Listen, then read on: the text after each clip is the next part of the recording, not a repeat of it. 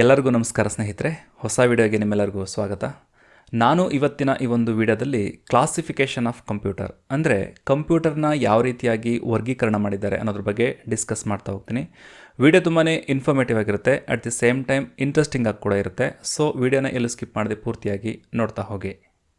ಈಗ ನಾವು classification of computer ಅಂದರೆ ಕಂಪ್ಯೂಟರ್ ವರ್ಗೀಕರಣ, ಕಂಪ್ಯೂಟರ್ನ ಯಾವ ರೀತಿಯಾಗಿ ಕ್ಲಾಸಿಫೈ ಮಾಡಿದ್ದಾರೆ ಅನ್ನೋದ್ರ ಬಗ್ಗೆ ತಿಳ್ಕೊಳ್ತಾ ಹೋಗೋಣ ಸ್ನೇಹಿತರೆ.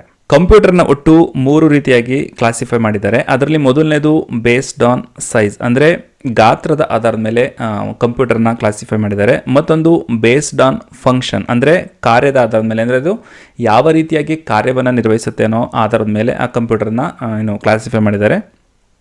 ಮತ್ತೊಂದು ಬೇಸ್ಡ್ ಆನ್ ಪರ್ಪಸ್, ಅದನ್ನು ಯಾವ ಉದ್ದೇಶಕ್ಕೆ ಡೆವಲಪ್ ಮಾಡಿದ್ದಾರೆ ಅನ್ನೋದ್ರ ಮೇಲೆ ಮತ್ತೊಂದು ರೀತಿಯಾಗಿ ಕಂಪ್ಯೂಟರ್ನ ಕ್ಲಾಸಿಫೈ ಮಾಡಿದ್ದಾರೆ.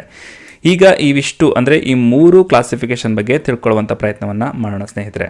ನಾನು ಮೊದಲೇ ಹೇಳಿದಾಗೆ ಕಂಪ್ಯೂಟರ್ನ ಒಟ್ಟು 3 ರೀತಿಯಾಗಿ ಕ್ಲಾಸಿಫೈ ಮಾಡಿದ್ದಾರೆ. ಅದರಲ್ಲಿ ಮೊದಲನೇದು ಬೇಸ್ಡ್ ಆನ್ ಸೈಜ್ ಅಂದರೆ ಗಾತ್ರದ ಆಧಾರದ ಮೇಲೆ ಕಂಪ್ಯೂಟರ್ನ ಕ್ಲಾಸಿಫೈ ಮಾಡಿದ್ದಾರೆ. ಮತ್ತೊಂದು ಬೇಸ್ಡ್ ಆನ್ ಫಂಕ್ಷನ್ ಅಂದರೆ ಕಂಪ್ಯೂಟರ್ ಯಾವ ರೀತಿಯಾಗಿ ಕಾರ್ಯನಿರ್ವಹಿಸುತ್ತೆ ಅನ್ನೋದ್ರ ಮೇಲೆ ಮತ್ತೊಂದು ರೀತಿಯಾಗಿ ಕ್ಲಾಸಿಫೈ ಮಾಡಿದ್ದಾರೆ. ಮತ್ತೊಂದು ಬೇಸ್ಡ್ ಆನ್ ಪರ್ಪಸ್ ಅಂದರೆ ಕಂಪ್ಯೂಟರ್ನ ಯಾವ ಉದ್ದೇಶಕ್ಕೆ ಡೆವಲಪ್ ಮಾಡಿದ್ದಾರೆ ಅನ್ನೋದ್ರ ಮೇಲೆ ಮತ್ತೊಂದು ರೀತಿಯಾಗಿ ಕಂಪ್ಯೂಟರ್ನ ಕ್ಲಾಸಿಫೈ ಮಾಡಿದ್ದಾರೆ. ನೀವೆಲ್ಲ ಗಮನಿಸ್ಬೋದು. ಸೈಜ್ನ ಆಧಾರದಲ್ಲಿ ಒಟ್ಟು 4 ರೀತಿಯ ಕಂಪ್ಯೂಟರ್ಗಳು ಬರುತ್ತೆ. ಅದು micro computer, mini computer, main frame computer, ಮತ್ತೊಂದು ಸೂಪರ್ ಕಂಪ್ಯೂಟರ್. ಮತ್ತು ಫಂಕ್ಷನ್ನ ಆಧಾರದಲ್ಲಿ ಒಟ್ಟು 3 ರೀತಿಯ ಕಂಪ್ಯೂಟರ್ಗಳು ಬರುತ್ತೆ. ಮೊದಲನೇದು ಅನಲಾಗ್ ಕಂಪ್ಯೂಟರ್, ಮತ್ತೊಂದು ಡಿಜಿಟಲ್ ಕಂಪ್ಯೂಟರ್, ಮತ್ತೊಂದು ಹೈಬ್ರಿಡ್ ಕಂಪ್ಯೂಟರ್.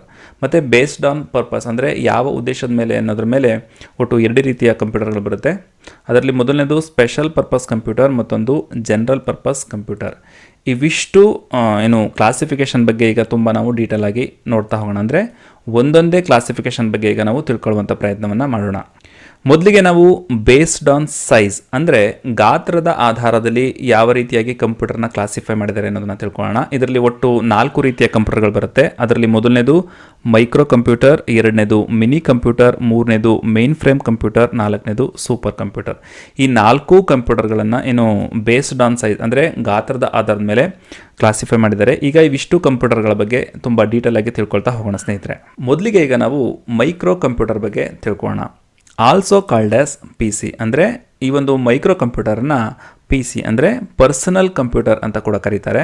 ಪರ್ಸನಲ್ ಕಂಪ್ಯೂಟರ್ ಅಂತ ಕೂಡ ಕರೀತಾರೆ ಈ ಒಂದು ಮೈಕ್ರೋ ಕಂಪ್ಯೂಟರನ್ನು.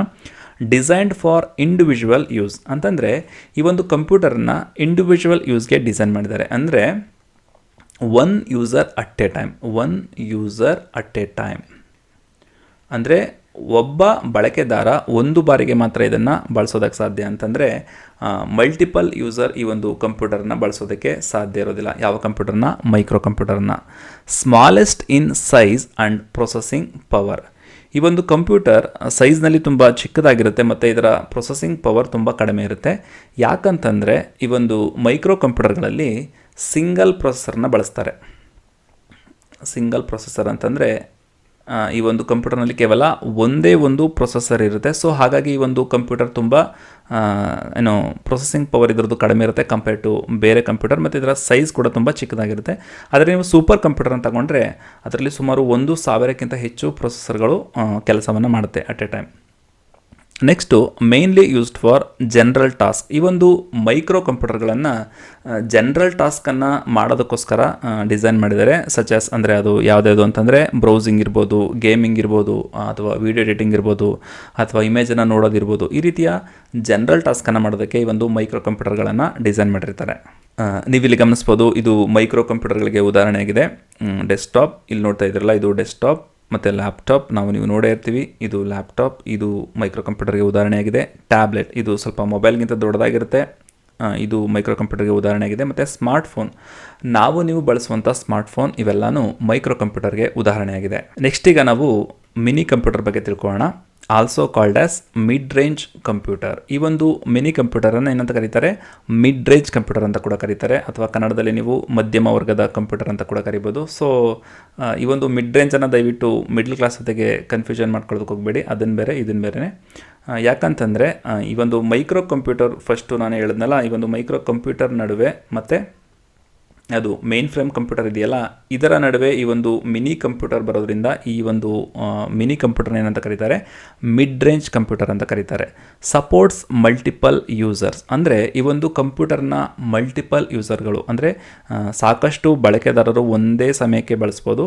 ಅಂದರೆ 10ರಿಂದ ಸುಮಾರು 100ರಷ್ಟು ಬಳಕೆದಾರರು ಅಟ್ ಎ ಟೈಮ್ ಈ ಒಂದು ಮಿನಿ ಕಂಪ್ಯೂಟರ್ನ ಬಳಸ್ಬೋದಾಗಿರುತ್ತೆ.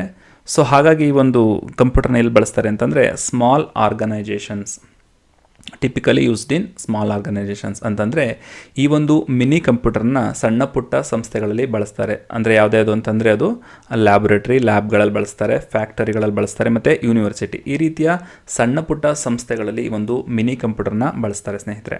ಮಿನಿ ಕಂಪ್ಯೂಟರ್ಗೆ ಉದಾಹರಣೆಯನ್ನು ನೋಡೋದಾದರೆ PDP-11, IBM AS/400 ಇವೆರಡು ಮಿನಿ ಕಂಪ್ಯೂಟರ್ಗೆ ಉದಾಹರಣೆಯಾಗಿದೆ. ನೆಕ್ಸ್ಟ್ ಈಗ ನಾವು ಮೇನ್ ಫ್ರೇಮ್ ಕಂಪ್ಯೂಟರ್ ಬಗ್ಗೆ ತಿಳ್ಕೊಳ್ಳೋಣ. Also called as big iron or big machine. ಈ ಒಂದು ಮೇನ್ ಫ್ರೇಮ್ ಕಂಪ್ಯೂಟರ್ನ ಬಿಗ್ ಐರನ್ ಅಥವಾ ಬಿಗ್ ಮಷಿನ್ ಅಂತ ಕೂಡ ಕರೀತಾರೆ. ಯಾಕೆ ಈ ರೀತಿಯಾಗಿ ಅಂದರೆ ಬಿಗ್ ಐರನ್ ಅಥವಾ ಬಿಗ್ ಮಷಿನ್ ಅಂತ ಕರೀತಾರೆ ಅಂತಂದರೆ ಲಾರ್ಜ್ ಆ್ಯಂಡ್ ಪವರ್ಫುಲ್. ಈ ಒಂದು ಮೇನ್ ಫ್ರೇಮ್ ಕಂಪ್ಯೂಟರ್ ತುಂಬಾ ದೊಡ್ಡದಾಗಿರುತ್ತೆ ಮತ್ತು ಪವರ್ಫುಲ್ ಆಗಿರುತ್ತೆ. Supports multiple users. ಈ ಒಂದು ಮೇನ್ ಫ್ರೇಮ್ ಕಂಪ್ಯೂಟರ್ನ ಅಡ್ವಾಂಟೇಜ್ ಏನಂತಂದರೆ ಈ ಒಂದು ಮೇನ್ ಫ್ರೇಮ್ ಕಂಪ್ಯೂಟರ್ಗಳು ಮಲ್ಟಿಪಲ್ ಯೂಸರ್ಸ್ಗೆ ಸಪೋರ್ಟ್ ಮಾಡುತ್ತೆ. ಅಂತಂದರೆ ಒಂದೇ ಸಮಯಕ್ಕೆ 100ರಿಂದ 1,000ಕ್ಕಿಂತ ಹೆಚ್ಚಿನ ಜನರು ಈ ಒಂದು ಮೇನ್ ಫ್ರೇಮ್ ಕಂಪ್ಯೂಟರ್ನ ಬಳಸ್ಬೋದಾಗಿರುತ್ತೆ. ನಾವು ಮಿನಿ ಕಂಪ್ಯೂಟರ್ಲಿ ನೋಡಿದ್ವಲ್ಲ, ಮಿನಿ ಕಂಪ್ಯೂಟರ್ಲಿ 10ರಿಂದ 100 ಜನ ಮಾತ್ರ ಬಳಸೋದಕ್ಕೆ ಅವಕಾಶ ಇತ್ತು. ಬಟ್ ಈ ಮೇನ್ ಫ್ರೇಮ್ ಕಂಪ್ಯೂಟರ್ಗಳಲ್ಲಿ ಒಂದೇ ಸಮಯಕ್ಕೆ 100ರಿಂದ 1,000ಕ್ಕಿಂತ ಹೆಚ್ಚಿನ ಬಳಕೆದಾರರು ಇದನ್ನು ಬಳಸ್ಬೋದಾಗಿರುತ್ತೆ. ಸೊ ಹಾಗಾಗಿ ಈ ಒಂದು ಮೇನ್ ಫ್ರೇಮ್ ಕಂಪ್ಯೂಟರ್ನ ಬ್ಯಾಂಕ್ಸ್ಗಳಲ್ಲಿ, ರೈಲ್ವೆ ಸ್ಟೇಷನ್ಗಳಲ್ಲಿ ಮತ್ತು ಕಾಮರ್ಸ್ ಅಂದರೆ ಅಮೆಝಾನ್ ಇರ್ಬೋದು ಅಥವಾ ಫ್ಲಿಪ್ಕಾರ್ಟ್ ಇರ್ಬೋದು, ಈ ಒಂದು ಕಂಪ್ನಿಗಳು ಈ ಒಂದು ಮೇನ್ ಫ್ರೇಮ್ ಕಂಪ್ಯೂಟರ್ನ ಬಳಸ್ತಾರೆ. ಈ ಒಂದು ಮೇನ್ ಫ್ರೇಮ್ ಕಂಪ್ಯೂಟರ್ನ ಬಳಸೋದಕ್ಕೆ ಮತ್ತೊಂದು ಕಾರಣ ಕೂಡ ಇದೆ. ಅದೇನಂತಂದರೆ ಹೈ ಸೆಕ್ಯೂರಿಟಿ ಆ್ಯಂಡ್ ರಿಲಯಬಿಲಿಟಿ. ಅಂತಂದರೆ ಈ ಒಂದು ಮೇನ್ ಫ್ರೇಮ್ ಕಂಪ್ಯೂಟರ್ಗಳು ತುಂಬಾ ಬಹುದೊಡ್ಡ ಸೆಕ್ಯೂರಿಟಿಯನ್ನು ಹೊಂದಿರುತ್ತವೆ. ಸೊ ಈ ಒಂದು ಉದ್ದೇಶದಿಂದ ಈ ಒಂದು ಮೇನ್ ಫ್ರೇಮ್ ಕಂಪ್ಯೂಟರ್ನ ಈ ಒಂದು ಬ್ಯಾಂಕ್ಸ್ ಇರ್ಬೋದು, ರೈಲ್ವೆ ಇರ್ಬೋದು ಅಥವಾ ಕಾಮರ್ಸ್ ಸಂಸ್ಥೆಗಳಲ್ಲಿ ಇದನ್ನು ಬಳಸ್ತಾರೆ. ನೆಕ್ಸ್ಟ್ ಈಗ ನಾವು ಸೂಪರ್ ಕಂಪ್ಯೂಟರ್ ಬಗ್ಗೆ ತಿಳ್ಕೊಳ್ಳೋಣ. ಪ್ರಪಂಚದಲ್ಲಿ ಯಾವುದಾದ್ರೂ ತುಂಬಾ ಫಾಸ್ಟಾಗಿ ವರ್ಕ್ ಆಗುವಂಥ ಕಂಪ್ಯೂಟರ್ ಏನಾದರೂ ಇದ್ದರೆ ಅದು ಸೂಪರ್ ಕಂಪ್ಯೂಟರ್ ಆಗಿರುತ್ತೆ. ಯಾಕಂತಂದರೆ ಇದರ ಸ್ಪೀಡ್ ಎಷ್ಟಿರುತ್ತೆ ಅಂತಂದರೆ ಎಕ್ಸ್ಟ್ರೀಮ್ಲಿ ಹೈ ಪ್ರೊಸೆಸಿಂಗ್ ಸ್ಪೀಡ್. ಇದರ ಸ್ಪೀಡ್ ಎಷ್ಟಿರುತ್ತೆ ಅಂತಂದರೆ ತುಂಬ ಎಕ್ಸ್ಟ್ರೀಮ್ಲಿ ಹೈ ಆಗಿರುತ್ತೆ. ಅಂದರೆ ಅದನ್ನು ನಾವು ಇಮ್ಯಾಜಿನ್ ಕೂಡ ಮಾಡ್ಕೊಳ್ಳೋದಕ್ಕಾಗೋದಿಲ್ಲ. ನೀವು ಯಾವುದೇ ಕ್ಯಾಲ್ಕುಲೇಷನ್ಸ್ ಕೊಟ್ಟರು ಅಥವಾ ಯಾವುದೇ ಲಾಜಿಕಲ್ ಆಪರೇಷನ್ಸ್ ಕೊಟ್ಟರು ಅಥವಾ ಎಷ್ಟೇ ಕಾಂಪ್ಲೆಕ್ಸ್ ಪ್ರಾಬ್ಲಮನ್ನು ಕೊಟ್ಟರು ಅದು ಸೆಕೆಂಡಲ್ಲಿ ಮಾಡಿ ಬೀಸಾಕತ್ತೆ. ಮತ್ತು ಇದರ ಸ್ಪೀಡನ್ನು ಫ್ಲಾಪ್ಸ್ಗಳಲ್ಲಿ ಅಳತೆ ಮಾಡ್ತಾರೆ. ಅಂದರೆ ಸೂಪರ್ ಕಂಪ್ಯೂಟರ್ ಯಾವ ವೇಗದಲ್ಲಿ ಕೆಲಸ ಮಾಡುತ್ತೆ ಅನ್ನೋದನ್ನು ಫ್ಲಾಪ್ಸ್ಗಳಲ್ಲಿ ಅಳತೆ ಮಾಡ್ತಾರೆ. ಇದನ್ನು ತುಂಬ ಎಕ್ಸಾಮ್ಸ್ಗಳಲ್ಲಿ ಕೇಳಿದ್ದಾರೆ. ಇದರ ಫುಲ್ ಫಾರ್ಮ್ ಏನಂತಂದರೆ floating point operation per second ಅಂತ. ಮತ್ತು thousands of processor work together ಅಂತಂದರೆ ಈ ಒಂದು ಸೂಪರ್ ಕಂಪ್ಯೂಟರ್ನಲ್ಲಿ ಸಾವಿರಾರು ಪ್ರೊಸೆಸರ್ಗಳು ಒಂದೇ ಸಮಯಕ್ಕೆ ಕೆಲಸವನ್ನು ಮಾಡ್ತವೆ. ನಾನು ಮೊದಲೇ ಹೇಳಿದಾಗೆ ಮೈಕ್ರೋ ಕಂಪ್ಯೂಟರ್ಗಳಲ್ಲಿ ಕೇವಲ ಒಂದೇ ಒಂದು ಪ್ರೊಸೆಸರ್ ಇದ್ದರೆ ಈ ಒಂದು ಸೂಪರ್ ಕಂಪ್ಯೂಟರ್ನಲ್ಲಿ ಸಾವಿರಾರು ಪ್ರೊಸೆಸರ್ಗಳು ಒಂದೇ ಸಮಯಕ್ಕೆ ಕೆಲಸವನ್ನು ಮಾಡುತ್ತೆ. ಮತ್ತು very large memory and storage. ಈ ಒಂದು ಸೂಪರ್ ಕಂಪ್ಯೂಟರ್ ತುಂಬಾ ಹೆಚ್ಚಿನ ಮೆಮೊರಿಯನ್ನು ಹೊಂದಿರುತ್ತೆ, ತುಂಬ ಯೂಜ್ ಮೆಮೊರಿಯನ್ನು ಹೊಂದಿರುತ್ತೆ ಮತ್ತು ಸ್ಟೋರೇಜನ್ನು ಕೂಡ ಹೊಂದಿರುತ್ತೆ. ಸಾಕಷ್ಟು ಸ್ಟೋರೇಜ್ ಮತ್ತು ಮೆಮೊರಿಯನ್ನು ಈ ಒಂದು ಸೂಪರ್ ಕಂಪ್ಯೂಟರ್ ಹೊಂದಿರುತ್ತೆ. ಈ ಒಂದು ಸೂಪರ್ ಕಂಪ್ಯೂಟರ್ನ ಮೇನ್ಲಿ ಏನೇನಕ್ಕೆ ಯೂಸ್ ಮಾಡ್ತಾರೆ ಅಂತಂದರೆ ಕ್ಲೈಮೇಟ್ ರಿಸರ್ಚ್ ಅಂತಂದರೆ ವಾಯುಗುಣದ ಸಂಶೋಧನೆಯನ್ನು ಮಾಡೋದಕ್ಕೆ ಅಥವಾ ಹವಾಗುಣದ ಮುನ್ಸೂಚನೆಯನ್ನು ಕೊಡೋದಕ್ಕೆ ಬಳಸ್ತಾರೆ. ಮತ್ತು ಆರ್ಟಿಫಿಷಿಯಲ್ ಇಂಟೆಲಿಜೆನ್ಸ್ ಅಥವಾ AI ಅಂತ ಏನು ಕರಿತೀವಿ, ಈ ಒಂದು AI ಯೂಸ್ ಮಾಡೋದಕ್ಕೆ ಮತ್ತು AI ಟ್ರೈನ್ ಮಾಡೋದಕ್ಕೆ. ಫಾರ್ ಎಕ್ಸಾಂಪಲ್ ನಿಮಗೆ ಹೇಳೋದಾದರೆ ಚಾಟ್ GPT ತಗೊಳ್ಳಿ. ಈ ಒಂದು ಚಾಟ್ GPT ತಗೊಳ್ಳಿ. ಈ ಒಂದು ಚಾಟ್ GPT ಅವರು AI ಟ್ರೈನ್ ಮಾಡೋದಕ್ಕಿರ್ಬೋದು ಅಥವಾ ನಿಮಗೆ ಇಮೇಜ್ಗಳನ್ನು ಜನ್ರೇಟ್ ಮಾಡ್ಕೊಳ್ಳೋದಕ್ಕಿರ್ಬೋದು, ಎಲ್ಲದಕ್ಕೂ ಅವರು ಈ ಒಂದು ಸೂಪರ್ ಕಂಪ್ಯೂಟರ್ನೇ ಬಳಸ್ತಾರೆ. ಮತ್ತು ಸೈಂಟಿಫಿಕ್ ರಿಸರ್ಚ್ ಅಂತಂದರೆ ವೈಜ್ಞಾನಿಕ ಸಂಶೋಧನೆಯನ್ನು ಮಾಡೋದಕ್ಕೆ ಈ ಒಂದು ಸೂಪರ್ ಕಂಪ್ಯೂಟರ್ನ ಬಳಸ್ತಾರೆ. ಮತ್ತು ನ್ಯೂಕ್ಲಿಯರ್ ಸಿಮ್ಯುಲೇಷನ್ಸ್ ಅಂದರೆ ನ್ಯೂಕ್ಲಿಯರ್ ಕೆಲಸಗಳಿಗೆ ಈ ಒಂದು ಸೂಪರ್ ಕಂಪ್ಯೂಟರ್ನ ಬಳಸ್ತಾರೆ. ನೀವು ಇಲ್ಲಿ ನೋಡ್ಬೋದು, ಏನಿದು ಕ್ಲೈಮೇಟ್ ರಿಸರ್ಚನ್ನು ಮಾಡೋದಕ್ಕಿರ್ಬೋದು, AI ಆಗಿರ್ಬೋದು, ಮತ್ತು ವೈಜ್ಞಾನಿಕ ಸಂಶೋಧನೆ ಮಾಡೋದಿರ್ಬೋದು, ಮತ್ತು ನ್ಯೂಕ್ಲಿಯರ್ ಸಿಮ್ಯುಲೇಷನ್ಸ್ಗೆ ಈ ಒಂದು ಸೂಪರ್ ಕಂಪ್ಯೂಟರ್ನ ಬಳಸ್ತಾರೆ. ಈ ಸೂಪರ್ ಕಂಪ್ಯೂಟರ್ ಬಗ್ಗೆ ಮತ್ತಷ್ಟು ಮಾಹಿತಿಯನ್ನು ನೋಡೋದಾದರೆ ಸೇಮೂರ್ ಕ್ರೇ. ಈ ಸೇಮೂರ್ ಕ್ರೇ ಅವ್ರನ್ನ ಫಾದರ್ ಆಫ್ ಸೂಪರ್ ಕಂಪ್ಯೂಟರ್ ಅಂತ ಕರೀತಾರೆ. ಅಂದರೆ ಸೂಪರ್ ಕಂಪ್ಯೂಟರ್ನ ಪಿತಾಮಹ ಯಾರು ಅಂತಂದರೆ ಅವರು ಸೇಮೂರ್ ಕ್ರೇ ಅವರಾಗಿರ್ತಾರೆ. ಇವರು 1964ರಲ್ಲಿ ಒಂದು ಸೂಪರ್ ಕಂಪ್ಯೂಟರ್ನ ಡೆವಲಪ್ ಮಾಡ್ತಾರೆ. ಅದರ ಹೆಸರು CDC6600 ಅಂತ. ಈ ಒಂದು CDC6600 ಎಷ್ಟು ವೇಗವಾಗಿತ್ತು ಅಂತಂದರೆ ಆಗಿನ ಕಾಲದ ಕಂಪ್ಯೂಟರ್ಗಳಿಗೆ, ಅಂದರೆ 1964 ಇತ್ತಲ್ಲ, ಆಗಿನ ಕಾಲದ ಕಂಪ್ಯೂಟರ್ಗಳಿಗೆ ಸುಮಾರು 10 ಪಟ್ಟು ವೇಗವಾಗಿ ಕೆಲಸವನ್ನು ಮಾಡ್ತಾಯಿತ್ತು. ನೀವು ಇಮ್ಯಾಜಿನ್ ಮಾಡ್ಕೊಳ್ಳಿ, ಆಗಿನ ಕಾಲಕ್ಕೆ 10 ಪಟ್ಟು ವೇಗವಾಗಿ ಕೆಲಸ ಮಾಡುವಂಥ ಕಂಪ್ಯೂಟರ್ನ ಕಂಡುಹಿಡಿದಂಥ ಏನು ಹೆಗ್ಗಳಿಕೆ ಈ ಸೇಮೂರ್ ಕ್ರೇಯವ್ರಿಗೆ ಸೇರುತ್ತೆ. ಸೊ ಹಾಗಾಗಿ ಇವರನ್ನು ಫಾದರ್ ಆಫ್ ಸೂಪರ್ ಕಂಪ್ಯೂಟರ್ ಅಂತ ಕರೀತಾರೆ. ಮತ್ತು ಇವರು ಇನ್ನೂ 2 ಸೂಪರ್ ಕಂಪ್ಯೂಟರ್ಗಳನ್ನ ಡೆವಲಪ್ ಮಾಡ್ತಾರೆ. ಅದರಲ್ಲಿ ಮೊದಲನೇದು ಮತ್ತೊಂದು ಕ್ರೇ1 ಮತ್ತು ಮತ್ತೊಂದು ಕ್ರೇ2 ಅಂತ. ಇವುಗಳನ್ನು ಕೂಡ ಎಕ್ಸಾಮ್ಗಳಿಗೆ ಹೇಳಿದ್ದಾರೆ. ಇವುಗಳನ್ನು ಕೂಡ ನೀವು ನೆನ್ಪಿಟ್ಕೊಳ್ಳೋದು ತುಂಬ ಒಳ್ಳೆಯದು. ನೆಕ್ಸ್ಟ್ ಈಗ ನಾವು ವರ್ಲ್ಡ್ಸ್ ಟಾಪ್ 3 ಸೂಪರ್ ಕಂಪ್ಯೂಟರ್ ಯಾವುದು ಅನ್ನೋದನ್ನು ನೋಡೋಣ. ಅದರಲ್ಲಿ ಮೊದಲನೇ ಸ್ಥಾನದಲ್ಲಿ ಎಲ್ ಕ್ಯಾಪಿಟನ್ ಅಂತ ಇದೆ. ಇದರ ಸ್ಪೀಡ್ ಎಷ್ಟು ಅಂತಂದರೆ 1.7 ಎಕ್ಸಾ ಫ್ಲಾಪ್ಸ್. ನಾನು ಮೊದಲೇ ಹೇಳಿದ್ದೀನಿ ಸೂಪರ್ ಕಂಪ್ಯೂಟರ್ನ ಬೇಗ ಅದನ್ನು ಯಾವುದ್ರಲ್ಲಿ ಅಳಿತಾರೆ ಅಂತಂದರೆ ಫ್ಲಾಪ್ಸಲ್ಲಿ ಅಳಿತಾರೆ ಅಂತ. ಸೊ ಹಾಗಾಗಿ ಇಲ್ಲಿ ಫ್ಲಾಪ್ಸನ್ನು ಬಳಸಿದ್ದಾರೆ. ಎರಡನೇದು ಯಾವುದು ಅಂತಂದರೆ ಫ್ರಂಟೀರಿಯರ್. ಇದರ ಸ್ಪೀಡ್ ಎಷ್ಟು ಅಂತಂದರೆ 1.35 ಎಕ್ಸಾ ಫ್ಲಾಪ್ಸ್ ಆಗಿರುತ್ತೆ. ಮತ್ತು ಅರೋರಾ ಇದರ ಸ್ಪೀಡ್ ಎಷ್ಟು ಅಂತಂದರೆ 1.0 ಎಕ್ಸಾ ಫ್ಲಾಪ್ಸ್ ಆಗಿರುತ್ತೆ. ಈ 3 ಸದ್ಯಕ್ಕೆ ವರ್ಲ್ಡ್ನ ಟಾಪ್ 3 ಸೂಪರ್ ಕಂಪ್ಯೂಟರ್ ಆಗಿದೆ. ಈ 3 ಡೆವಲಪ್ ಮಾಡೋರು ಯಾರು ಅಂತಂದರೆ USA ಅಥವಾ ಅಮೇರಿಕಾದವರು ಈ 3 ಸೂಪರ್ ಕಂಪ್ಯೂಟರ್ಗಳನ್ನ ಡೆವಲಪ್ ಮಾಡಿದ್ದಾರೆ. ಈ ಒಂದು ಡೇಟಾ ಕಾಲಕ್ಕೆ ಚೇಂಜ್ ಆಗ್ತಾ ಇರುತ್ತೆ. ಅಂದರೆ 6 ತಿಂಗಳಿಗೊಂದ್ಸಲ, 1 ವರ್ಷಕ್ಕೊಂದ್ಸಲ ಚೇಂಜ್ ಆಗ್ತಾ ಇರುತ್ತೆ. ಸೊ ಹಾಗಾಗಿ ಆ ಸಮಯಕ್ಕೆ, ಅಂದರೆ ಈ ವಿಡಿಯೋ ಏನಾದರೂ ನೀವು ನೋಡೋದು ಲೇಟ್ ಆಗಿದ್ದರೆ ಈ ಸಮಯಕ್ಕೆ ಯಾವುದಿರುತ್ತೆ ಅದನ್ನು ನೀವು ನೆಟ್ಟಲ್ಲಿ ಒಂದ್ಸಲ ನೋಡಿಕೊಂಡು ಚೆಕ್ ಮಾಡ್ಕೊಳ್ಳಿ. ಸೂಪರ್ ಕಂಪ್ಯೂಟರ್ಸ್ ಇನ್ ಇಂಡಿಯಾ ಅಂತಂದರೆ ಭಾರತದಲ್ಲಿನ ಸೂಪರ್ ಕಂಪ್ಯೂಟರ್ಗಳ ಬಗ್ಗೆ ಒಂದಷ್ಟು ಮಾಹಿತಿ ಇದೆ. ಈಗ ಅದನ್ನು ನಾವು ನೋಡ್ತಾ ಹೋಗೋಣ. ಪರಮ್ 8000, ಈ ಒಂದು ಪರಮ್ 8000 ಅನ್ನುವಂಥದ್ದು ಭಾರತದ ಮೊಟ್ಟ ಮೊದಲ ಸೂಪರ್ ಕಂಪ್ಯೂಟರ್ ಆಗಿರುತ್ತೆ. First super computer of India ಯಾವುದು ಅಂತಂದರೆ ಪರಮ್ 8000 ಆಗಿರುತ್ತೆ. ಈ ಒಂದು ಪರಮ್ 8000 ಅನ್ನುವಂಥ ಸೂಪರ್ ಕಂಪ್ಯೂಟರನ್ನು CDAC ನಿರ್ಮಾಣ ಮಾಡುತ್ತೆ. ಇದರ ಫುಲ್ ಫಾರ್ಮ್ ಏನಂತಂದರೆ centre for development of advanced computing ಅಂತ. ಈ ಒಂದು CDACಲ್ಲಿ ಒಂದಷ್ಟು ವಿಜ್ಞಾನಿಗಳಿರ್ತಾರೆ. ಆ ವಿಜ್ಞಾನಿಗಳನ್ನು ಲೀಡ್ ಮಾಡ್ತಿದ್ದಂತಹ ಡಾಕ್ಟರ್ ವಿಜಯ್ ಭಟ್ಕರ್ನ ಏನಂತ ಕರೀತಾರೆ ಅಂತಂದರೆ father of super computer in India ಅಂತಂದರೆ ಈ ಡಾಕ್ಟರ್ ವಿಜಯ್ ಭಟ್ಕರ್ ಅವರನ್ನು ಭಾರತದ ಸೂಪರ್ ಕಂಪ್ಯೂಟರ್ನ ಪಿತಾಮಹ ಅಂತ ಕರೀತಾರೆ. ಇಲ್ಲಿವರೆಗೂ ನಾವು ಸೈಜ್ನ ಆಧಾರದ ಮೇಲೆ ಒಟ್ಟು 4 ರೀತಿಯ ಕಂಪ್ಯೂಟರ್ಗಳನ್ನ ನೋಡಿದ್ವಿ. ನೆಕ್ಸ್ಟ್ ಈಗ ನಾವು ಬೇಸ್ಡ್ ಆನ್ ಫಂಕ್ಷನ್ ಅಂತಂದರೆ ಕಂಪ್ಯೂಟರ್ ಯಾವ ರೀತಿಯಾಗಿ ಕಾರ್ಯನಿರ್ವಹಿಸುತ್ತೆ ಅನ್ನೋದ್ರ ಮೇಲೆ ಒಟ್ಟು 3 ರೀತಿಯ ಕಂಪ್ಯೂಟರ್ಗಳು ಬರುತ್ತೆ. ಅದ್ರ ಬಗ್ಗೆ ಈಗ ನಾವು ತಿಳ್ಕೊಳ್ಳೋಣ.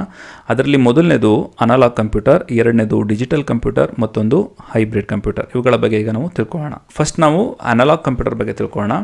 Handle continuous data. ಈ ಒಂದು ಅನಲಾಗ್ ಕಂಪ್ಯೂಟರ್ ಏನು ಮಾಡುತ್ತೆ ಅಂತಂದರೆ ಕಂಟಿನ್ಯೂಸ್ ಡೇಟಾವನ್ನು ಅಥವಾ ನಿರಂತರ ಮಾಹಿತಿಯನ್ನು ಹ್ಯಾಂಡಲ್ ಮಾಡುತ್ತೆ. It does not count numbers like modern computer. ಅಂತಂದರೆ ಈ ಅನಲಾಗ್ ಕಂಪ್ಯೂಟರ್ಗಳು ಮಾಡ್ರನ್ ಕಂಪ್ಯೂಟರ್ ರೀತಿಯಲ್ಲಿ ನಂಬರ್ಗಳನ್ನು ಕೌಂಟ್ ಮಾಡೋದಿಲ್ಲ.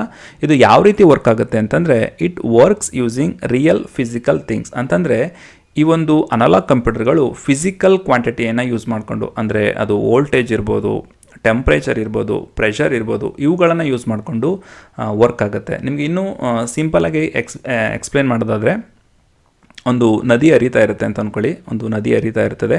ಇಲ್ಲಿ ನೀವು ಒಂದು ಚಕ್ರವನ್ನು ಇಡ್ತೀರಾ. ಸೊ ಈ ಒಂದು ನದಿ ನಿರಂತರವಾಗಿ ಹರಿತಾ ಇರ್ತದೆ. ಯಾವಾಗ ಈ ಒಂದು ಚಕ್ರವನ್ನು ಇಡ್ತೀರಾ ನೀವು, ಈ ಒಂದು ಚಕ್ರ ಏನು ಮಾಡುತ್ತೆ, ಸುತ್ತೋದಕ್ಕೆ ಶುರು ಮಾಡುತ್ತೆ. ಈ ರೀತಿಯಾಗಿ ಯಾವಾಗ ಇದು ಸುತ್ತೋದಕ್ಕೆ ಶುರು ಮಾಡುತ್ತೋ ಆವಾಗ ಇಲ್ಲಿ ನಂಬರ್ಗಳು ಚೇಂಜ್ ಆಗ್ತಾ ಹೋಗುತ್ತೆ, 1, 2, 3 ಅಂತ. ಈ ರೀತಿಯಾಗಿ ಈ ಒಂದು ಅನಲಾಗ್ ಕಂಪ್ಯೂಟರ್ ವರ್ಕ್ ಆಗುತ್ತೆ.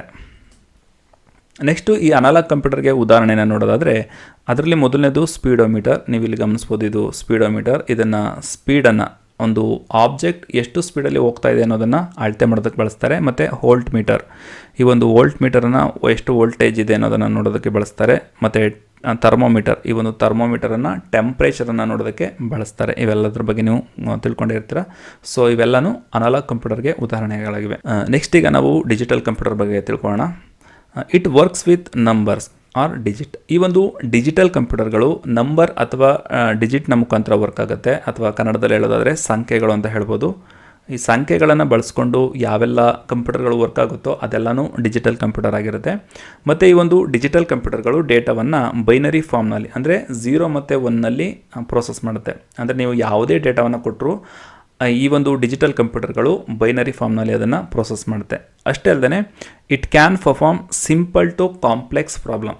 ಅಂದರೆ ಈ ಒಂದು ಡಿಜಿಟಲ್ ಕಂಪ್ಯೂಟರ್ಗಳು ತುಂಬಾ ಸರಳವಾದ ಪ್ರಾಬ್ಲಮ್ನಿಂದ ಹಿಡಿದು ತುಂಬಾ ಕ್ಲಿಷ್ಟಕರವಾದ ಸಮಸ್ಯೆವರೆಗೂ ಇದು ಬಗೆಹರಿಸುವಂಥ ಸಾಮರ್ಥ್ಯವನ್ನು ಈ ಒಂದು ಡಿಜಿಟಲ್ ಕಂಪ್ಯೂಟರ್ಗಳು ಹೊಂದಿರುತ್ತೆ. ಈ ಒಂದು ಡಿಜಿಟಲ್ ಕಂಪ್ಯೂಟರ್ಗೆ ಎಕ್ಸಾಂಪಲ್ನ ನೋಡೋದಾದರೆ ಕ್ಯಾಲ್ಕುಲೇಟರ್, ಇದು ತುಂಬಾ ಸಿಂಪಲ್ ಆಗಿರುವಂಥ ಮ್ಯಾಥ್ಸ್ ಪ್ರಾಬ್ಲಮ್ಗಳನ್ನ ಅಥವಾ ಕ್ಯಾಲ್ಕುಲೇಷನ್ಗಳನ್ನು ಮಾಡುತ್ತೆ. ಮತ್ತು ಡೆಸ್ಕ್ಟಾಪ್ ಇಲ್ಲಿ ನೋಡ್ತಾ ಇದ್ದೀರಾ, ಇದು ಕೂಡ ಡಿಜಿಟಲ್ ಕಂಪ್ಯೂಟರ್ಗೆ ಉದಾಹರಣೆ. ಮತ್ತು ಲ್ಯಾಪ್ಟಾಪ್ ಕೂಡ ಡಿಜಿಟಲ್ ಕಂಪ್ಯೂಟರ್ಗೆ ಉದಾಹರಣೆ. ಮತ್ತು ಸ್ಮಾರ್ಟ್ಫೋನ್, ನೀವು ಬಳಸುವಂಥ ಸ್ಮಾರ್ಟ್ಫೋನ್ ಕೂಡ ಡಿಜಿಟಲ್ ಕಂಪ್ಯೂಟರ್ಗೆ ಉದಾಹರಣೆ ಆಗಿರುತ್ತೆ. ನೆಕ್ಸ್ಟ್ ಈಗ ನಾವು ಹೈಬ್ರಿಡ್ ಕಂಪ್ಯೂಟರ್ ಬಗ್ಗೆ ನೋಡೋಣ. It combines both analog and digital computer features. ಈ ಒಂದು ಹೈಬ್ರಿಡ್ ಕಂಪ್ಯೂಟರ್ ಏನು ಮಾಡುತ್ತೆ ಅಂತಂದರೆ ಅನಲಾಗ್ ಮತ್ತು ಡಿಜಿಟಲ್ ಕಂಪ್ಯೂಟರ್ ಇವೆರಡೂ ಕಂಪ್ಯೂಟರ್ಗಳ ಫೀಚರ್ಸನ್ನು ಕಂಬೈನ್ ಮಾಡುತ್ತೆ. ಇದಕ್ಕೆ ಎಕ್ಸಾಂಪಲ್ನ ನೋಡೋದಾದರೆ CT ಸ್ಕ್ಯಾನ್ ಮತ್ತು ಪೆಟ್ರೋಲ್ ಪಂಪ್. ಇಲ್ಲಿ ನೀವು ನೋಡ್ಬೋದು, ಇದು CT ಸ್ಕ್ಯಾನ್, ಇದು ಪೆಟ್ರೋಲ್ ಪಂಪ್. ಇದರಲ್ಲಿ ಫಿಸಿಕಲ್ ಆಗಿ ವರ್ಕ್ ಆಗುತ್ತೆ ಮತ್ತು ಡಿಜಿಟ್ ಕೂಡ ತೋರಿಸುತ್ತೆ, ನೀವೆಲ್ಲರೂ ನೋಡಿರ್ತೀರ. ಇಲ್ಲಿವರೆಗೂ ನಾವು ಸೈಜ್ನ ಆಧಾರದ ಮೇಲೆ ಒಟ್ಟು 4 ರೀತಿಯ ಕಂಪ್ಯೂಟರ್ಗಳ ಬಗ್ಗೆ ತಿಳ್ಕೊಂಡ್ವಿ. ಮತ್ತು ಫಂಕ್ಷನ್ ಅಂತಂದರೆ ಒಂದು ಕಂಪ್ಯೂಟರ್ ಯಾವ ರೀತಿ ವರ್ಕ್ ಆಗುತ್ತೆ ಅನ್ನೋದರ ಆಧಾರದ ಮೇಲೆ ಒಟ್ಟು 3 ರೀತಿಯ ಕಂಪ್ಯೂಟರ್ಗಳ ಬಗ್ಗೆ ತಿಳ್ಕೊಂಡ್ವಿ. ನೆಕ್ಸ್ಟ್ ಈಗ ನಾವು ಬೇಸ್ಡ್ ಆನ್ ಪರ್ಪಸ್ ಅಂತಂದರೆ ಯಾವ ಉದ್ದೇಶದ ಮೇಲೆ ಒಂದು ಕಂಪ್ಯೂಟರ್ನ ಡೆವಲಪ್ ಮಾಡಿರ್ತಾರೆ ಅನ್ನೋದ್ರ ಮೇಲೆ ಎರಡು ರೀತಿಯ ಕಂಪ್ಯೂಟರ್ಗಳು ಬರುತ್ತೆ. ಒಂದು ಸ್ಪೆಷಲ್ ಪರ್ಪಸ್ ಕಂಪ್ಯೂಟರ್ ಮತ್ತು ಜನರಲ್ ಪರ್ಪಸ್ ಕಂಪ್ಯೂಟರ್ ಅಂತ. ಇವೆರಡರ ಬಗ್ಗೆ ಈಗ ನಾವು ತಿಳ್ಕೊಳ್ಳೋಣ. ಅದರಲ್ಲಿ ಮೊದಲನೇದು ಸ್ಪೆಷಲ್ ಪರ್ಪಸ್ ಕಂಪ್ಯೂಟರ್ ಬಗ್ಗೆ ಈಗ ನಾವು ತಿಳ್ಕೊಳ್ಳೋಣ. It is made to perform specific task. ಈ ಒಂದು ಸ್ಪೆಷಲ್ ಪರ್ಪಸ್ ಕಂಪ್ಯೂಟರ್ಗಳನ್ನು ಸ್ಪೆಸಿಫಿಕ್ ಟಾಸ್ಕ್ ಮಾಡೋದಕ್ಕೆ ಡೆವಲಪ್ ಮಾಡಿರ್ತಾರೆ. ಅಂತಂದರೆ ಒಂದು ನಿರ್ದಿಷ್ಟ ಕೆಲಸವನ್ನು ಮಾಡೋದಕ್ಕೆ ಸ್ಪೆಷಲ್ ಪರ್ಪಸ್ ಕಂಪ್ಯೂಟರ್ನ ಡೆವಲಪ್ ಮಾಡಿರ್ತಾರೆ. It is not made for general task. ಈ ಒಂದು ಸ್ಪೆಷಲ್ ಪರ್ಪಸ್ ಕಂಪ್ಯೂಟರ್ನ ಜನರಲ್ ಟಾಸ್ಕನ್ನು ಮಾಡೋದಕ್ಕೆ ಡೆವಲಪ್ ಮಾಡಿರೋದಿಲ್ಲ. ಅಂತಂದರೆ ಲ್ಯಾಪ್ಟಾಪ್ ಮತ್ತು ಡೆಸ್ಕ್ಟಾಪ್ ರೀತಿಯಲ್ಲಿ ಜನರಲ್ ಟಾಸ್ಕನ್ನು ಮಾಡೋದಕ್ಕೆ ಈ ಒಂದು ಸ್ಪೆಷಲ್ ಪರ್ಪಸ್ ಕಂಪ್ಯೂಟರ್ಗಳನ್ನು ಡೆವಲಪ್ ಮಾಡಿರೋದಿಲ್ಲ. ನೆಕ್ಸ್ಟ್ ಈಗ ನಾವು ಸ್ಪೆಷಲ್ ಪರ್ಪಸ್ ಕಂಪ್ಯೂಟರ್ಗೆ ಎಕ್ಸಾಂಪಲ್ನ ನೋಡೋಣ. ಅದರಲ್ಲಿ ಮೊದಲನೇದು ATM machine. ATM machine is the best example for special purpose computer. ಯಾಕಂತಂದರೆ ATM ಮಿಷಿನಲ್ಲಿ ನಾವು ದುಡ್ಡು ತಗೊಳ್ಳೋದು ಅಥವಾ ದುಡ್ಡು ಹಾಕೋದು, ಇತ್ತೀಚೆಗೆ ದುಡ್ಡು ಹಾಕೋದು ಬಂದಿರೋದು. ಇದಕ್ಕಿಂತ ಮುಂಚೆ ದುಡ್ಡು ಹಾಕೋದು ಯಾವುದೇ ATMನಲ್ಲಿ ಇರಲಿಲ್ಲ. ಸೊ ಈ ಒಂದು ATM ಮಿಷಿನಲ್ಲಿ ನಾವು ದುಡ್ಡು ಹಾಕೋದು ಮತ್ತು ದುಡ್ಡು ತಗೊಳ್ಳೋದನ್ನು ಬಿಟ್ಟರೆ ಬೇರೆ ರೀತಿಯ ಕೆಲಸಗಳನ್ನ ಮಾಡೋದಕ್ಕೆ ಸಾಧ್ಯ ಇಲ್ಲ. ಅಂದರೆ ವಿಡಿಯೋ ನೋಡೋದಿರ್ಬೋದು, ಕ್ಯಾಮ್ರಾದಲ್ಲಿ ಫೋಟೋ ತೆಗೆಯೋದಿರ್ಬೋದು, ಅಥವಾ ಗೇಮ್ ಆಡೋದಿರ್ಬೋದು, ಇದು ಯಾವುದೇ ರೀತಿಯ ಟಾಸ್ಕನ್ನು ನಾವು ಮಾಡೋದಕ್ಕಾಗೋದಿಲ್ಲ. ಇದರಲ್ಲಿ ಏನಿದ್ರು ಜಸ್ಟ್ ನಾವು ದುಡ್ಡನ್ನು ಹಾಕೋದು ಅಥವಾ ದುಡ್ಡನ್ನು ತಗೊಳ್ಳೋದಕ್ಕೆ ಮಾತ್ರ ಸಾಧ್ಯ ಆಗಿರುತ್ತೆ. ಸೊ ಹಾಗಾಗಿ ಈ ಒಂದು ATM ಮಿಷಿನ್ ಸ್ಪೆಷಲ್ ಪರ್ಪಸ್ ಕಂಪ್ಯೂಟರ್ಗೆ ಉದಾಹರಣೆ ಆಗಿರುತ್ತೆ. ಮತ್ತು ವಾಷಿಂಗ್ ಮೆಷಿನ್ ಕಂಟ್ರೋಲರ್, ನಿಮ್ಮ ಮನೆಯಲ್ಲಿರುವಂಥ ವಾಷಿಂಗ್ ಮಿಷಿನಲ್ಲಿ ಒಂದು ಕಂಟ್ರೋಲರ್ ಇರುತ್ತೆ. ಈ ಒಂದು ಕಂಟ್ರೋಲರ್ನ ಕೆಲಸ ಏನು ಅಂತಂದರೆ ವಾಷಿಂಗ್ ಮಿಷಿನ್ನ ಕಂಟ್ರೋಲ್ ಮಾಡೋದಾಗಿರುತ್ತೆ. ಸೊ ಹಾಗಾಗಿ ಈ ಒಂದು ವಾಷಿಂಗ್ ಮಿಷಿನ್ನ ಕಂಟ್ರೋಲರ್ ಕೂಡ ಸ್ಪೆಷಲ್ ಪರ್ಪಸ್ನ ಕಂಪ್ಯೂಟರ್ಗೆ ಉದಾಹರಣೆ ಆಗಿರುತ್ತೆ. ಮತ್ತು ಕ್ಯಾಲ್ಕುಲೇಟರ್, ನೀವು ಬಳಸುವಂಥ ಕ್ಯಾಲ್ಕುಲೇಟರ್ ಕೂಡ ಸ್ಪೆಷಲ್ ಪರ್ಪಸ್ ಕಂಪ್ಯೂಟರ್ಗೆ ಉದಾಹರಣೆ ಆಗಿರುತ್ತೆ. ಯಾಕಂದರೆ ಇದರಲ್ಲಿ ಕೇವಲ ಕ್ಯಾಲ್ಕುಲೇಷನ್ಸ್ನ ಮಾತ್ರ ಮಾಡೋದಕ್ಕೆ ಸಾಧ್ಯ ಇರುತ್ತೆ. ಯಾವುದೇ ರೀತಿ ವಿಡಿಯೋ ಕಾಲ್ ಇರ್ಬೋದು ಅಥವಾ ಫೋನ್ ಕಾಲ್ ಇರ್ಬೋದು ಅಥವಾ ಮತ್ತೊಂದನ್ನು ಮಾಡೋದಕ್ಕೆ ಸಾಧ್ಯ ಇರೋದಿಲ್ಲ. ಮತ್ತು ಟ್ರಾಫಿಕ್ ಲೈಟ್ ಸಿಸ್ಟಮ್, ಇದು ಟ್ರಾಫಿಕನ್ನು ಕಂಟ್ರೋಲ್ ಮಾಡೋದಕ್ಕೆ ಬಳಸ್ತಾರೆ. ಸೊ ಇದರಲ್ಲೂ ಕೂಡ ಬೇರೆ ರೀತಿಯ ಕೆಲಸಗಳನ್ನ ಮಾಡೋದಕ್ಕೆ ಸಾಧ್ಯ ಇರೋದಿಲ್ಲ. ನೆಕ್ಸ್ಟ್ ಈಗ ನಾವು ಜನರಲ್ ಪರ್ಪಸ್ ಕಂಪ್ಯೂಟರ್ ಬಗ್ಗೆ ತಿಳ್ಕೊಳ್ಳೋಣ, ಅಥವಾ ಸಾಮಾನ್ಯ ಉದ್ದೇಶಕ್ಕೆ ಬಿಲ್ಡ್ ಮಾಡಿರುವಂಥ ಕಂಪ್ಯೂಟರ್ ಬಗ್ಗೆ ತಿಳ್ಕೊಳ್ಳೋಣ. It performs many different types of task. ಅಂದರೆ ಇದು ಬೇರೆ ಬೇರೆ ರೀತಿಯ ಟಾಸ್ಕ್ಗಳನ್ನು ಕೂಡ ಮಾಡುತ್ತೆ. ಫಾರ್ ಎಕ್ಸಾಂಪಲ್ ಟೈಪಿಂಗ್ ಇರ್ಬೋದು, ಬ್ರೌಸಿಂಗ್ ಇರ್ಬೋದು, ವಾಚಿಂಗ್ ವಿಡಿಯೋಸ್ ಇರ್ಬೋದು, ಅಥವಾ ಗೇಮ್ ಆಡೋದಿರ್ಬೋದು. ಹೀಗೆ ಬೇರೆ ಬೇರೆ ಟಾಸ್ಕ್ಗಳನ್ನು, ಅಂದರೆ ಮೆನಿ ಡಿಫ್ರೆಂಟ್ ಟೈಪ್ಸ್ ಆಫ್ ಟಾಸ್ಕ್ಗಳನ್ನು ಈ ಒಂದು ಜನರಲ್ ಪರ್ಪಸ್ ಕಂಪ್ಯೂಟರ್ಲಿ ನಾವು ಮಾಡ್ಬೋದಾಗಿರುತ್ತೆ. ಇದಕ್ಕೆ ಉದಾಹರಣೆ ನೋಡೋದಾದರೆ ಡೆಸ್ಕ್ಟಾಪ್ ಇರ್ಬೋದು, ಲ್ಯಾಪ್ಟಾಪ್ ಇರ್ಬೋದು, ಸ್ಮಾರ್ಟ್ಫೋನ್ ಇರ್ಬೋದು, ಟ್ಯಾಬ್ಲೆಟ್ ಇರ್ಬೋದು. ಇಲ್ಲಿ ನೀವು ನೋಡ್ಬೋದು ಡೆಸ್ಕ್ಟಾಪ್, ಲ್ಯಾಪ್ಟಾಪ್, ಟ್ಯಾಬ್ಲೆಟ್ ಮತ್ತು ಫೋನ್, ನೀವು ಬಳಸುವಂಥ ಫೋನ್, ಇವೆಲ್ಲನೂ ಜನರಲ್ ಪರ್ಪಸ್ ಕಂಪ್ಯೂಟರ್ಗೆ ಉದಾಹರಣೆಯಾಗಿರುತ್ತೆ. ಇಲ್ಲಿವರೆಗೂ ನಾವು ಕಂಪ್ಯೂಟರ್ನ ಒಟ್ಟು 3 ರೀತಿಯಾಗಿ ಕ್ಲಾಸಿಫೈ ಮಾಡಿದ್ದಾರೆ ಅಂತ ತಿಳ್ಕೊಂಡ್ವಿ. ಅಂದರೆ ಬೇಸ್ಡ್ ಆನ್ ಸೈಜ್, ಗಾತ್ರದ ಆಧಾರದ ಮೇಲೆ, ಬೇಸ್ಡ್ ಆನ್ ಫಂಕ್ಷನ್, ಕಾರ್ಯದ ಆಧಾರದ ಮೇಲೆ, ಬೇಸ್ಡ್ ಆನ್ ಪರ್ಪಸ್ ಅಂದರೆ ಉದ್ದೇಶದ ಆಧಾರದ ಮೇಲೆ. ಹೀಗೆ 3 ರೀತಿಯಾಗಿ ಕ್ಲಾಸಿಫೈ ಮಾಡಿದ್ದಾರೆ ಅಂತ ತಿಳ್ಕೊಂಡ್ವಿ. ಅದರಲ್ಲಿ ಮೊದಲನೇದು ಬೇಸ್ಡ್ ಆನ್ ಸೈಜ್ನ ಆಧಾರದಲ್ಲಿ ಒಟ್ಟು 4 ರೀತಿಯ ಕಂಪ್ಯೂಟರ್ಗಳು ಬರುತ್ತೆ. ಅದರಲ್ಲಿ ಮೊದಲನೇದು micro, next mini, next main frame, next super. ಈ ರೀತಿಯ 4 ಕಂಪ್ಯೂಟರ್ಗಳು ಬರುತ್ತೆ. ಈ 4 ಕಂಪ್ಯೂಟರ್ಗಳ ಬಗ್ಗೆ ನಾವು ತಿಳ್ಕೊಂಡ್ವಿ. ನೆಕ್ಸ್ಟು ಬೇಸ್ಡ್ ಆನ್ ಫಂಕ್ಷನ್, ಯಾವ ರೀತಿ ವರ್ಕ್ ಆಗುತ್ತೆ ಅನ್ನೋದರ ಆಧಾರದ ಮೇಲೆ ಒಟ್ಟು 3 ರೀತಿಯ ಕಂಪ್ಯೂಟರ್ಗಳು ಬರುತ್ತೆ. ಅದರಲ್ಲಿ ಮೊದಲನೇದು ಅನಲಾಗ್, ಮತ್ತೊಂದು ಡಿಜಿಟಲ್, ಮತ್ತೊಂದು ಹೈಬ್ರಿಡ್. ಈ ಕಂಪ್ಯೂಟರ್ಗಳ ಬಗ್ಗೆ ಕೂಡ ನಾವು ಈಗ ತಿಳ್ಕೊಂಡ್ವಿ. ನೆಕ್ಸ್ಟ್ ಯಾವುದು ಅಂತಂದರೆ ಪರ್ಪಸ್, ಅಥವಾ ಯಾವ ಉದ್ದೇಶಕ್ಕೆ ಕಂಪ್ಯೂಟರ್ನ ಬಿಲ್ಟ್ ಮಾಡಿದ್ದಾರೆ ಅನ್ನೋದು ಆಧಾರದ ಮೇಲೆ ಒಟ್ಟು 2 ರೀತಿಯ ಕಂಪ್ಯೂಟರ್ಗಳು ಬರುತ್ತೆ. ಅದರಲ್ಲಿ ಮೊದಲನೇದು ಸ್ಪೆಷಲ್ ಪರ್ಪಸ್ ಕಂಪ್ಯೂಟರ್, ಮತ್ತೊಂದು ಜನರಲ್ ಪರ್ಪಸ್ ಕಂಪ್ಯೂಟರ್. ಇವಿಷ್ಟು ಕಂಪ್ಯೂಟರ್ಗಳ ಬಗ್ಗೆ ಇವತ್ತು ತುಂಬ ಡೀಟೇಲ್ ಆಗಿ ತಿಳ್ಕೊಂಡಿದ್ವಿ. ಸದ್ಯಕ್ಕೆ ಈ ಒಂದು ಕ್ಲಾಸಿಫಿಕೇಷನ್ ಆಫ್ ಕಂಪ್ಯೂಟರ್ಲಿ ಇಷ್ಟು ಮಾಹಿತಿಯನ್ನು ತಿಳ್ಕೊಂಡ್ರೆ ನೀವು ತುಂಬ ಜಾಸ್ತಿನೇ ಆಗುತ್ತೆ. ಸೊ ಇಷ್ಟು ಮಾಹಿತಿಯನ್ನು ಚೆನ್ನಾಗಿ ನೀವು ಅಭ್ಯಾಸ ಮಾಡಿ. ನೆಕ್ಸ್ಟ್ ವಿಡಿಯೋದಲ್ಲಿ ನಾನು ಆರ್ಕಿಟೆಕ್ಚರ್ ಆಫ್ ಕಂಪ್ಯೂಟರ್ ಅಥವಾ ಕನ್ನಡದಲ್ಲಿ ಇದನ್ನು ಕಂಪ್ಯೂಟರ್ ವಿನ್ಯಾಸ ಅಂತ ಕರೀತಾರೆ. ಈ ಒಂದು ಆರ್ಕಿಟೆಕ್ಚರ್ ಆಫ್ ಕಂಪ್ಯೂಟರ್ನ ಬಗ್ಗೆ ಮುಂದಿನ ವಿಡಿಯೋದಲ್ಲಿ ಇದೇ ರೀತಿಯಾಗಿ ನಾನು ಡೀಟೇಲಾಗಿ ತಿಳಿಸ್ಕೊಡ್ತೀನಿ. ಸದ್ಯಕ್ಕೆ ನಿಮಗೇನಾದರೂ ಇವತ್ತಿನ ಈ ಒಂದು ವಿಡಿಯೋ ಇಷ್ಟ ಆಗಿದ್ದರೆ ದಯವಿಟ್ಟು ಒಂದು ಲೈಕನ್ನು ಕೊಡಿ. ಸದ್ಯಕ್ಕೆ ಇವತ್ತಿನ ಈ ಒಂದು ವಿಡಿಯೋವನ್ನು ಇಲ್ಲಿಗೆ ಎಂಡ್ ಮಾಡ್ತಾ ಇದ್ದೀನಿ. ಮುಂದಿನ ವಿಡಿಯೋದಲ್ಲಿ ಸಿಗೋಣ. ಅಲ್ಲಿವರೆಗೂ ಧನ್ಯವಾದಗಳು.